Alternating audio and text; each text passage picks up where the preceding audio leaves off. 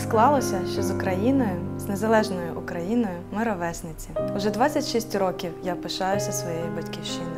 У 92-му році Україна робить свій наступний крок в набутті незалежності. Ми отримуємо доменну зону першого рівня .ua. В 1993 году в Украину пришла мобильная связь, но первые телефоны были большими и громоздкими, позволить себе их мог далеко не каждый. У 94-му році українці почали отримувати свої перші національні та закордонні паспорти. Саме відтоді воля в українців була не тільки в душі, але й в паспорті. Ставши незалежною, Україна залишилася космічною державою. Саме тому в 95-му році вона запустила свій перший науково-дослідницький супутник Січ-1. Українська конституція була першою в світі, а в незалежній Україні вона була прийнята 28 червня 1996 року. У 97-му році київське «Динамо» виграло одного з найбільш титулованих клубів світу. Та що там виграло? Розгромило Барселону 3-0.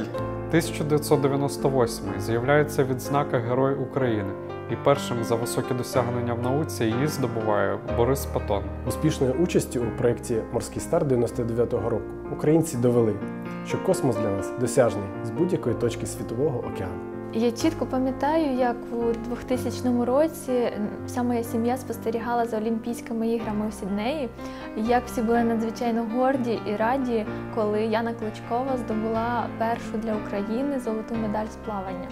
У 2001 році Україну відвідав Іоанн Павло II, один з небагатьох пап, що добре володіє українською мовою. Ми можемо пишатися нашою українською авіацією, адже у 2002 році найбільший у світі літак Ан-225 «Мрія», який виготовлено саме в Україні, здійснив свій перший комерційний політ. У 2003 році Андрій Шевченко стає першим українським футболістом, який виграв Лігу чемпіонів. У 2004 році наш українець Василь Вірастюк здобуває перемогу на чемпіонаті світу «Найсильніша людина планети». Після перемоги Руслани у пісенному змаганні Україна мала честь провести 50-й ювілейний конкурс Євробачення у 2005 році. До 2006 року я взагалі не цікавився футболом. Але це був той рік, коли наша збірна вийшла до чвертьфіналу чемпіонату світу з футболу. У 2007 році українці стали першими, хто переклав 7-му частину Гаррі Поттера. Моя мама спеціально відпросилася з роботи раніше, в перший день продажу, щоб купити мені книжку. У 2008 році випускники всіх українських шкіл починають здавати зовнішнє незалежне оцінювання. Так співпало, що це був рік і мого випуску. І я змогла оцінити на собі всі переваги цього нововведення. 2009 рік. Шахтар стає першою з українських команд, яка виграє Кубок УЄФА.